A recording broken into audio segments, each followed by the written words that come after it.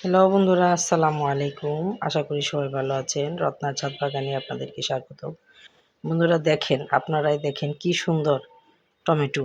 এগুলোর সাইজ দেখেন, কি বড় বড় টমেটো পেকে আমার গাছে লাল হয়ে আছে, সবুজের মাঝে লাল, কি সুন্দর লাগছে দেখতে। এগুলো আমি রেখেই দিয়েছি যে আগেই পারবো না, একটু বেশি করেই পাকুক, তারপরেই আমি আমার ভিউয়ার্সদেরকে দেখাবো যে কিভাবে আমি টমেটো পাকাগুলো হারভেস্ট করি। আর এত খেতে এত মজা, এত নরম হয়। অর্গানিক যেহেতু টমেটো, এখানে কোনো বিষ প্রয়োগ করা হয় নাই, একদম গাছ পাকানো টমেটোগুলো। আর এগুলো মানে অল্পতেই পেকে একদম নরম হয়ে যায়, বেশি দিন রাখাও যায় না, কারণ যেহেতু এটার মধ্যে কোনো রাসায়নিক কোনো রাসায়নিক কোনো সার নাই। এই যে বন্ধুরা দেখতে পাচ্ছেন কি সুন্দর হয়েছে, কি সুন্দর লাগছে।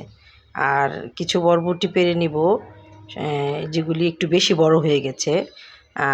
সবগুলি যদি একসাথে পারি তো কচিগুলো খাওয়া যাবে না, যেগুলি খাওয়ার উপযোগী ওইগুলোই নিলাম। আর অনেকগুলো ধরেছে।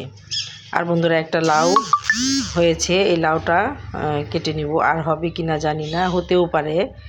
তো বন্ধুরা, আমার ভিডিওটা যদি ভালো লেগে থাকে লাইক শেয়ার কমেন্ট করবেন, আর একটা সাবস্ক্রাইব করার অনুরোধ রইল। আল্লাহ হাফেজ।